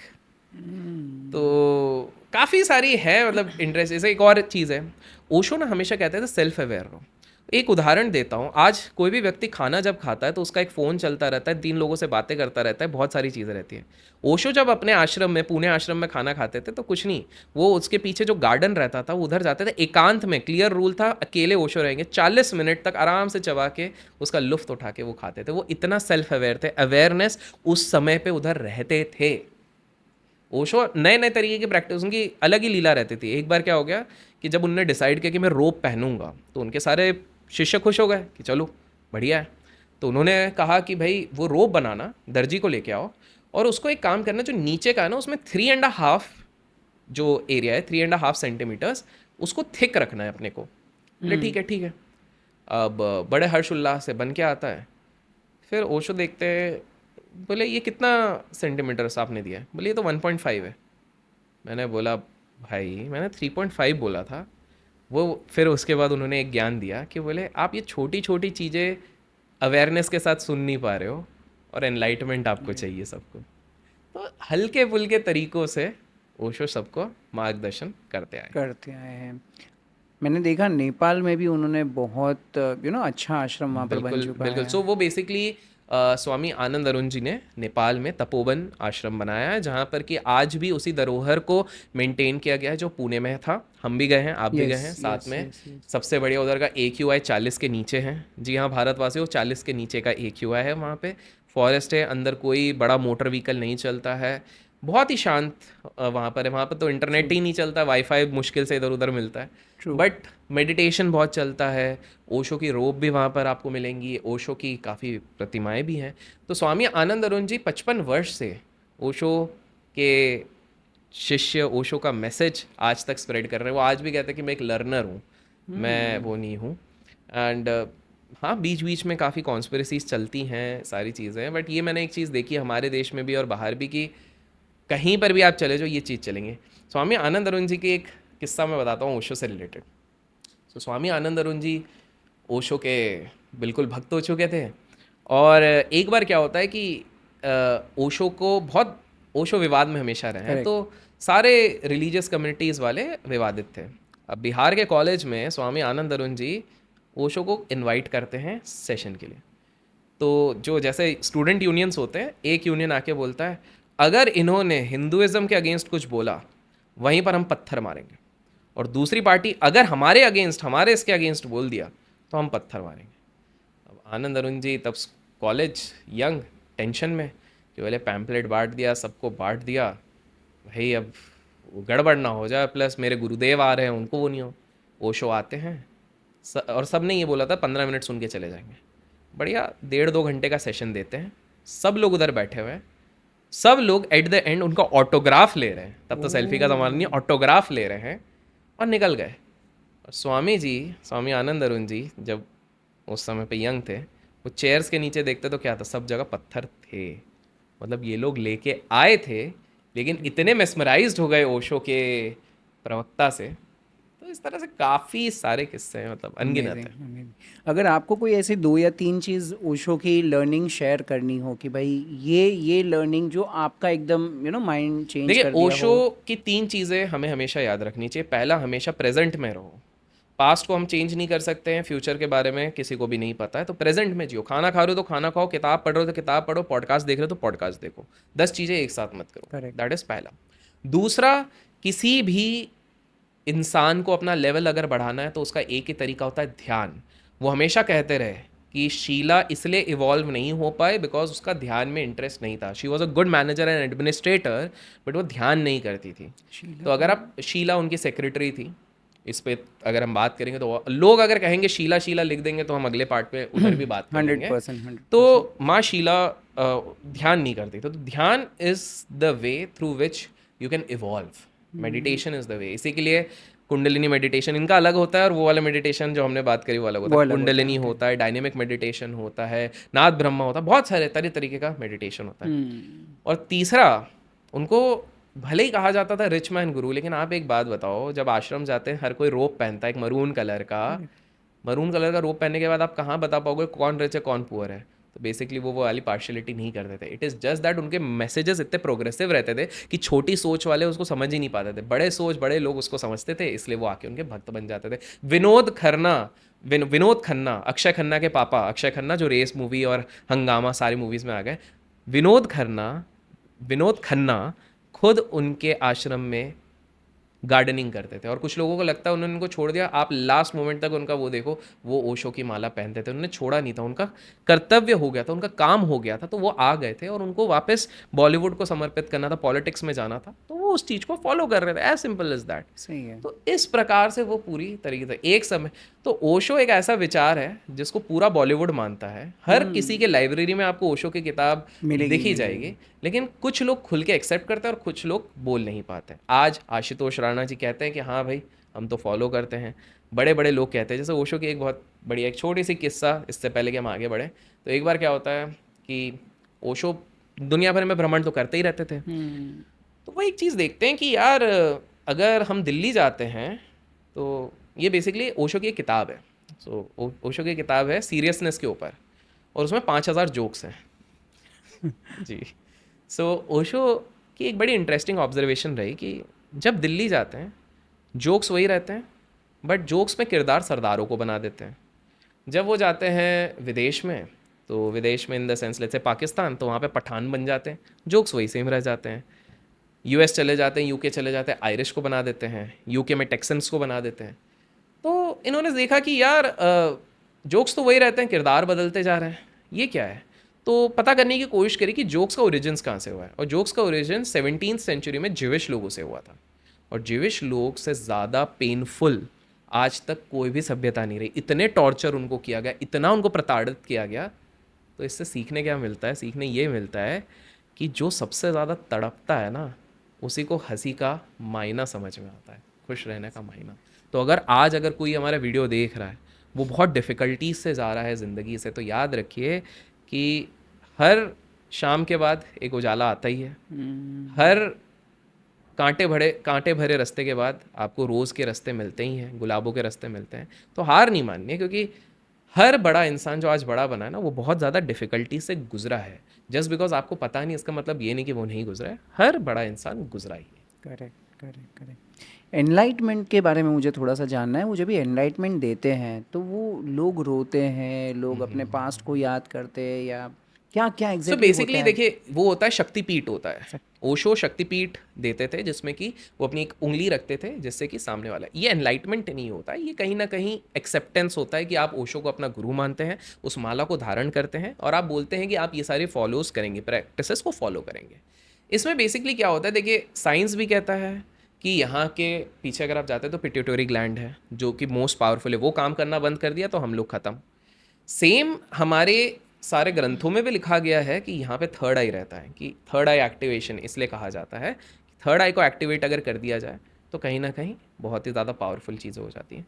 सो बेसिकली क्या होता है कि ओशो जब ये चीज़ करता है, आपने देखा होगा कि ओशो जब भी शक्तिपीठ करते थे तो लोग पागलों जैसे नाचने लग जाते थे, हंसने लग जाते थे, सब रोने लग जाते थे। ये सारी आपने खुद ने भी अपने आंखों Yes, से देखा ये देखा वाली है चीज़। मैंने। तो वो कुछ नहीं होता, वो उनके एनर्जी सेंटर को जब टच करते हैं ना, तो वो दो ज़्यादा वाइब्रेशंस जिस हिसाब से होने लग जाता है। सो बेसिकली ये एक तरीके से बोलते हैं कि आप इसके पहले एक अलग इंसान थे, अब आपकी एक नई जर्नी, नया जन्म होगा। सो दैट इज, देखिए एनलाइटमेंट बोलना बड़ा आसान है, बट एनलाइटमेंट बहुत कम लोग हो पाते हैं। एनलाइटमेंट मतलब सेल्फ अवेयरनेस होता है। जब आप बहुत ज़्यादा खुश हो तब आपको खुशी से भी फ़र्क नहीं पड़ रहा, जब बहुत दुखी है तो दुख से भी फ़र्क नहीं पड़ रहा, रो रहे हो तो उससे भी नहीं, किसी के जाने का भी दुख नहीं, किसी के आने का भी दुख नहीं। आप याद रखिए, ओशो एक ऐसे व्यक्ति थे जो एक धोती लुंगी में भारत में भी आराम से रुके, और उसके बाद वो रोल्स रॉयस में भी रुके, और वापस भारत में भी नॉर्मल आके भी रुके। करेक्ट। तो बेसिकली इनको कोई कोई चीज़ से अटैचमेंट नहीं होता है। आपको पता है ओशो की माता जी ने खुद ने आके उनसे दीक्षा ली थी, और उनके पिताजी को कहीं ना कहीं ईगो था, देखो बाप तो बाप होता है कि यार कैसे, but towards the end of his life also वो भी आए और समझ गए कि भाई ओशो ओशो है। और ओशो से मेरे को एक और याद आया, ओशो हर संप्रदाय के सारे बड़े लोगों को मानते थे। ओशो से एक बार पूछा गया कि आप सबसे ज़्यादा किसको मानते हो, कुछ 12 लोगों के नाम बताओ कि ये एनलाइटेंड है, एनलाइटेंड बींग्स जो धरती पे आ चुके हैं। तो उन्होंने कहा कृष्ण है, उन्होंने कहा शिव है, उन्होंने गोरख का नाम लिया, उन्होंने इस तरह से बहुत सारे भिन्न भिन्न नाम लिए। फिर उनको कहा गया कि आप 8 के नाम लो, उन्होंने वापस कृष्ण लिया। तो किसी ने उनसे पूछा कि आपने राम का नाम क्यों नहीं लिया? बोले क्योंकि कृष्ण में जो गुण है वो राम के गुण हैं उनमें, तो मैं, क्योंकि आप कम करने बोल रहे हो। जब 4 नाम लेने बोले तो कृष्ण तो उन्होंने नाम लिया, उन्होंने बाकी भी नाम लिया, लेकिन गोरख उन्होंने हमेशा रखा। तो उन्होंने पूछा यार गोरख आप क्यों रख रहे हो, समझ में आ रहा है कृष्ण शिव, आप गोरख हमेशा क्यों रख रहे हो, बुद्ध? तो उन्होंने कहा क्योंकि गोरख तंत्र के वो सिद्ध इंसान है, उनके आगे और कोई उतना ज़्यादा एनलाइटेंड नहीं हुआ है। हम अगर लोगों ने अपना काम Yes, किया, yes, yes, लाइक्स yes. किया तो हम अगले पार्ट में गोरख जी के बारे में भी बात करेंगे। तो इस प्रकार से थे, तो बुद्ध के भी बारे में बात करते थे, गोरख के बारे में बात करते थे, इस प्रकार से ओशो करा। Amazing amazing. तो सर आपके साथ मुझे सच में वो सारे मोमेंट तो याद है, हम जब भी नेपाल गए थे। मैं कभी पूना आश्रम में नहीं गया हूँ, लेकिन लोग कहते हैं कि यहाँ पर बहुत ज़्यादा कमर्शलाइज हो गया है। तो क्या डिफरेंस है दोनों में? सो बेसिकली क्या हुआ कि ओशो के जाने के बाद जिन लोगों ने आश्रमों को संभालना शुरू किया, उन लोगों ने अपने वेस्टेड इंटरेस्ट भी रख दिए। तो आपको ये चीज़ समझनी पड़ेगी कि आज उतनी भीड़ नहीं जाती है वहाँ पे, ऑब्वियसली फॉर 2 रीजंस। पहला, ओशो खुद नहीं है अपने शरीर में, और दूसरा है कहीं ना कहीं जो भी लोग जाते हैं वो रिव्यू यही देते हैं कि वो थोड़ा कमर्शलाइज हो गया है, घुसने के लिए भी पैसे लिए जाते हैं, हर चीज़ के लिए पैसे लिए जाते हैं। तो कहीं ना कहीं काफ़ी सारे वहाँ पे आलोचनाएं की गई हैं लोगों द्वारा, तो उस चक्कर में लोग वहाँ पे कम जाना चाहते हैं। नेपाल में कहीं ना कहीं उसके अस्तित्व को अभी भी सुरक्षित और जीवित रखा गया। आज भी वीकेंड पे वहाँ पे लोकलाइट्स लोग जाते हैं, फ्री ऑफ कॉस्ट जाते हैं, ध्यान करते हैं, साधना करते हैं और फिर आते हैं। ऐसा नहीं है कि उनको एंट्री के लिए भी वहाँ पे चार्ज किया जाता है। प्लस एनवायरनमेंट वही वाला मेंटेन करके रखा गया जो बुद्ध स्थल कहा जाता है, एनर्जी वो वाला बुद्ध स्थल वहाँ पर है। तो ये सारी चीज़ें वहाँ पर कही गई हैं, तो ये एक बहुत बड़ा मेजर डिफरेंस है। प्लस इंडिया में अभी क्या हो गया है कि आप बहुत लोग ओशो की किताबें पढ़ेंगे, इंस्पायर हो जाएंगे और वो सोचते हैं कि चलो मैं कोई आश्रम में जाके कुंडलिनी मेडिटेशन सीखूं या डायनेमिक सीखूं। वो प्योर फॉर्म में कोई नहीं सिखा रहा है, बहुत कम लोग हो रहे हैं जो सिखा रहे हैं। सब ने अपना अपना मिश्रण कर दिया है, वो ओरिजिनल फॉर्म में नहीं है। ओरिजिनल फॉर्म में जितना मैंने देखा है नेपाल में डेफिनेटली एक ओरिजिनल फॉर्म में चल रहा है। तो कहीं ना कहीं जिन लोगों ने बस नया नया पढ़ा है वो चले जाते हैं, तो वो इधर उधर भटक जाते हैं। फिर उनका फिर इंटरेस्ट कम हो जाता है, फिर उनको लगता है यार ये तो हम पे वर्क ही नहीं कर रहा है। आपको एक्चुअल वाला करना है। 3 महीने अगर आप करते हो उस तरह के मेडिटेशन तो आपको खुद वो फील होने लग जाता है। करेक्ट। अब डायनेमिक मेडिटेशन तो आपने भी किया है, Yes. 3 महीना करना ही बहुत बड़ी बात हो जाती है, क्योंकि वो बहुत। पूरा वर्कआउट ही है एक तरीके से, ट्रू। क्योंकि आपके सांस पे भी वर्क हो रहा है, बॉडी पे भी वर्क हो रहा है, इन सारी चीज़ पे वर्क हो रहा है, तो that is the thing. Absolutely. Nepal में अगर हम देखें तो एक तो ये ओशो आश्रम बहुत ज़्यादा पॉपुलर है, सेकंड साइड अगर देखा जाएगा तो वहाँ पर गौतम बुद्ध को लोग बहुत ज़्यादा मानते हैं, उनका भी ओरिजिन वहीं से है सो क्योंकि देखिए, बुद्ध जी का तो टेक्निकली देखा जाए बिहार और नेपाल दोनों तरफ का एक रेफरेंस पॉइंट है। उनका जो जन्म हुआ था लुम्बिनी में हुआ था। तो आपको ये चीज़ समझनी पड़ेगी कि गौतम बुद्ध जी को बिहार में इसलिए इतना ज़्यादा माना जाता है क्योंकि उनको एनलाइटनमेंट वहीं से मिली थी। वो, अगर आपको पता है, एक जगह है गया नाम का, तो वहीं पे बुद्ध जी को एनलाइटनमेंट मिली थी, इसलिए बोध गया कहा जाता है, एक पेड़ के नीचे जो मिली थी, ठीक है। तो गौतम बुद्ध जी की जब आपने बात ही करी है तो उनके 2-3 मैं प्रबल किस्से बताता हूँ जो आपको जान के हैरानी हो जाएगी, ठीक है। सो बुद्ध जी, पहले बुद्ध जी बने कैसे? सिद्धार्थ नाम के एक राजा थे। सो क्या होता है कि एक, इससे पहले का मैं हिस्ट्री से बताता हूँ। तो एक राजा थे, राजा के जो वाइफ होती है उनको एक सपना आता है कि तुम्हारा एक पुत्र होगा, वो दो ही चीज़ होगा, या तो अगर तुमने किसी तरह से उसको अपने राज में रख लिया तो वो बहुत बेहतरीन राजा बनेगा, लेकिन उसकी इच्छा हमेशा संन्यास लेने की होगी, लेकिन अगर एक बार वो बाहर निकल गया तो वो बहुत बड़ा सिद्ध पुरुष बनेगा। स्वाभाविक सी बात है, कोई भी माँ बाप नहीं चाहेंगे कि हमारा पुत्र जंगलों में चले जाए, भिक्षा मांगे। तो उसके पापा ने ऐसा अरेंजमेंट किया, महल से उसको निकलने ही नहीं दिया, सारी सुख सुविधा महल में, कोई बीमारी उसको पता ही नहीं था, बीमारी क्या होती है उसको पता ही नहीं था, लाचारी क्या होती है, मृत्यु क्या होती है, कुछ नहीं, सब सुख सुविधा बट उसको हमेशा मन में कुछ खटकता था, कुछ तो कमी, और उसको बाहर क्यों नहीं जाने दे रहे। उसका विवाह भी करा दिया गया और उसका एक पुत्र भी हुआ, पुत्र का नाम राहुल। तो एक बार वो जब बैठे हुए थे, वो बोले यार बाहर की दुनिया देखनी है, तो द्वारपाल को बोल के जुगाड़ करके बोले एक बार चलते हैं बाहर देख के आते हैं। बस एक दिन के लिए वो बाहर गए। तो पहले वो देखते हैं एक बीमार व्यक्ति तड़प रहा है, वो बड़ा है, वो हो जाते हैं, अरे यार बीमार भी होते हैं लोग इस तरह से, तो इतना ज़्यादा प्रताड़ित। फिर उसके बाद गरीबी देखते हैं कि यार कुछ लोगों को तो 2 वक्त का खाना नहीं मिल रहा, हमें इतने जब चाहे हमारे सामने खाना हाजिर है। और तीसरा एक राम राम सत्य करके मृत शरीर।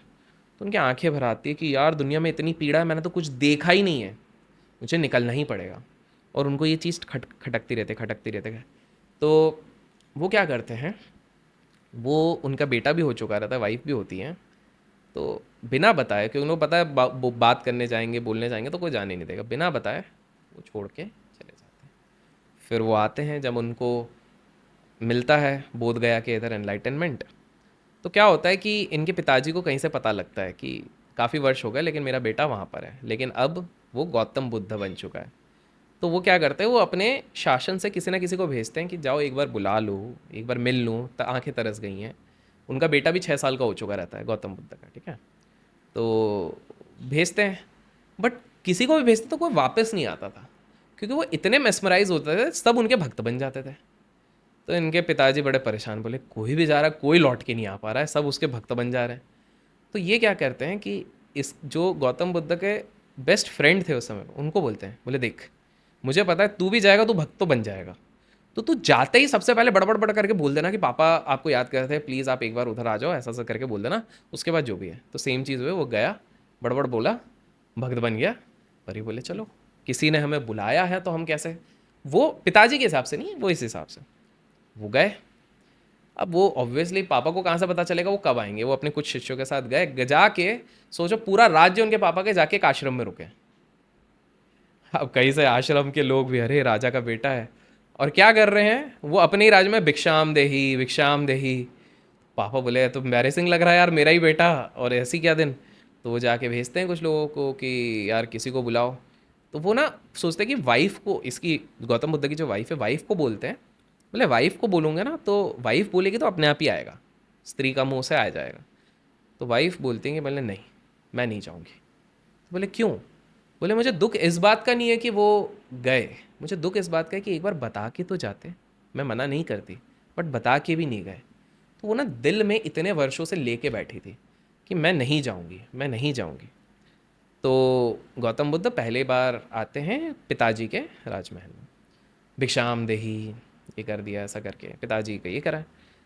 फिर अगला उनका डेस्टिनेशन होता है रानी के महल।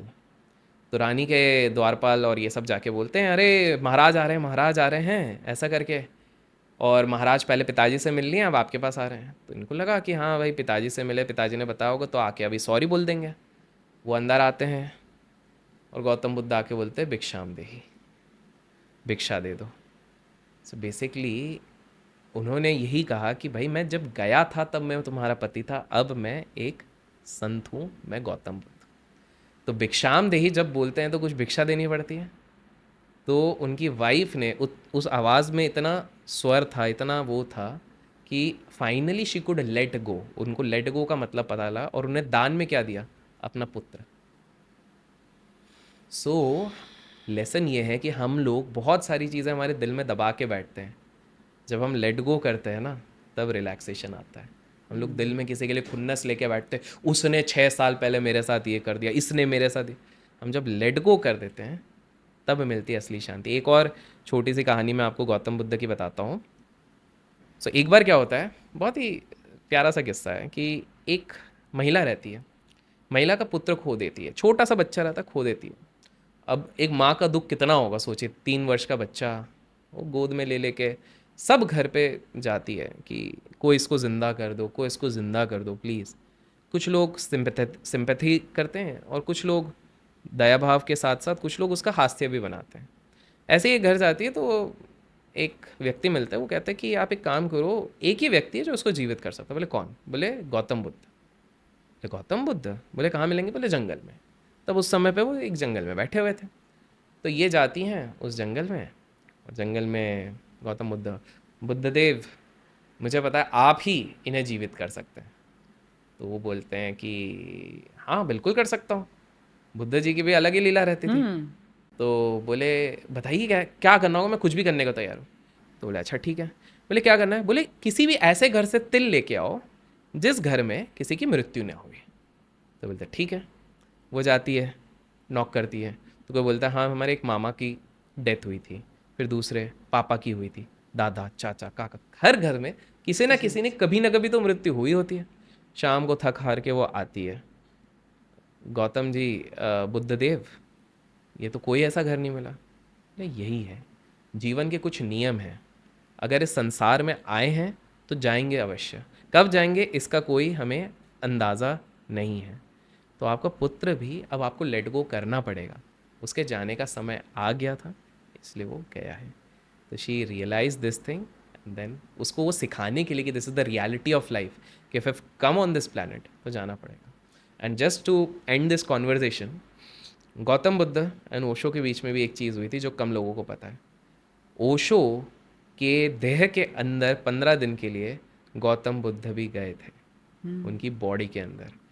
सीन ये था कि गौतम बुद्ध जब इस शरीर को छोड़ के गए थे तो उनका ये था कि वो वापस एक बार अपनी प्रतिमा किसी के अंदर करेंगे। तो ओशो ने एक समय पे अपने अंदर अलाउ किया था, बट कहीं ना कहीं गौतम बुद्ध जी उसके साथ पैरेलल नहीं कर पाए, क्योंकि ओशो लैविश लाइफस्टाइल हो गई वहाँ पे, गौतम बुद्ध वैराग्य जीवन, तो वो मैच नहीं कर पाए। तो ओशो ने खुद ने कहा क्षमा, मैं चाहूँगा कि आप इस शरीर के उसके इसलिए नहीं है।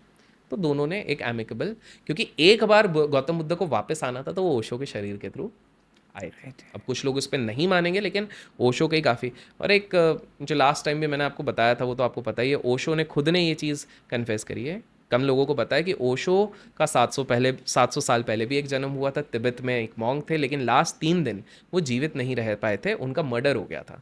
इसी चक्कर में ओशो जब इस जन्म में वापस आए थे, जब बच्चे हुए थे, पहले 3 दिन ना उनने बात करी थी ना उनने दूध पिया था।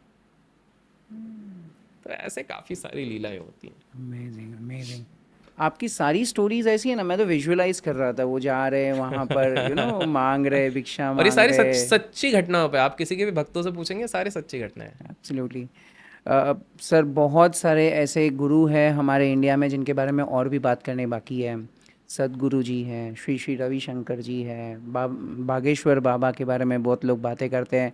इन सारे लोगों के बारे में भी मैं जानना चाहता हूँ। देखिए, बागेश्वर जी के बारे में अगर हम बात करें, हाल फिलहाल में काफ़ी सारे लोग सुर्खियों में देख रहे थे कि वो तो बड़ी बड़ी जेट में जा रहे हैं, बड़ी बड़ी गाड़ियों में जा रहे हैं। श्री श्री रविशंकर जी की अगर हम बात करें तो उन पे एलिगेशन लगा था कि उनकी संस्था पे कुछ एलिगेशंस लगे हुए थे कि ये सारी चीज़ें तो कर रहे हैं लेकिन कुछ गलत चीज़ें भी कर रहे हैं। सदगुरु की अगर मैं बात करूं तो सदगुरु पे कुछ लोगों ने एलिगेशन लगाया कि उनकी वाइफ के मर्डर के पीछे भी सदगुरु का हाथ है। पर ये सारी चीज़ें अगर हम बात करेंगे तो बहुत बड़ा हो जाएगा। अगर लोग कहेंगे अगला पार्ट आए तो फिर 100%। मैं चाहता हूँ कि आप सब, अगर आपको ऐसा लग रहा है कि मैं वापस से सर को बुलाऊँ और ये सदगुरु के बारे में, श्री श्री रविशंकर जी के बारे में, बागेश्वर बाबा के बारे में, पोकी बाबा के बारे में, ये सारे ऐसे लोगों के बारे में हम बात करें, उनकी एक्चुअल जर्नी और उनकी एक्चुअल लर्निंग अगर आप जानना चाहते हो तो एक सिंपल मैं आपको बताऊंगा, कमेंट में लिख दो पार्ट 3, क्योंकि ये हमारा तीसरा पार्ट है। पार्ट 3 लिखो सर। अगर मैक्सिमम लोगों का पार्ट 3 आता है तो हम श्योर एक इसका और अगला पार्ट ले आएंगे और इन सारे गुरु के बारे में बात करेंगे। बिल्कुल करेंगे। Great. Thank you so much sir, thank you so much. It was really great talking to you. और इतनी सारी स्टोरीज मुझे तो नहीं पता थी इन गुरु के बारे में। आप भी कमेंट में बताइएगा आपको क्या लग रहा है ये पॉडकास्ट देखकर। क्या सच में आपको एकदम वाओ मोमेंट मिला, और अगर मिला तो क्या था, क्या लर्निंग सबसे बेस्ट थी, मुझे नीचे कमेंट में बताइए। तो अगर आप अभी तक ये पॉडकास्ट देख रहे हो तो इट मीन्स ये पॉडकास्ट में हमने जितनी भी कहानियां बताई है, जिन जिन गुरुओं के बारे में बात की है, आप उनसे कहीं ना कहीं कनेक्ट कर पा रहे हो। आज टाइम लिमिट की वजह से हम ज़्यादा बातें नहीं कर पाए, लेकिन और भी गुरु के बारे में हमें एक्सप्लोर करना बाकी है, और भी ऐसे संतों के बारे में बात करना बाकी है। अगर आप सच में चाहते हो कि हम वापस से अभिषेक भाई को बुलाएं और दूसरे गुरुओं के बारे में बात करें, उनके बारे में भी और स्टोरीज एक्सप्लोर करें, तो एक रिक्वेस्ट है आपसे, कमेंट में जाके पार्ट 4 लिख दीजिए, जिससे कि मुझे पता चले कि हाँ यार इस टॉपिक का डिमांड है और हम और भी ऐसे पॉडकास्ट लेके आ सके आपके लिए।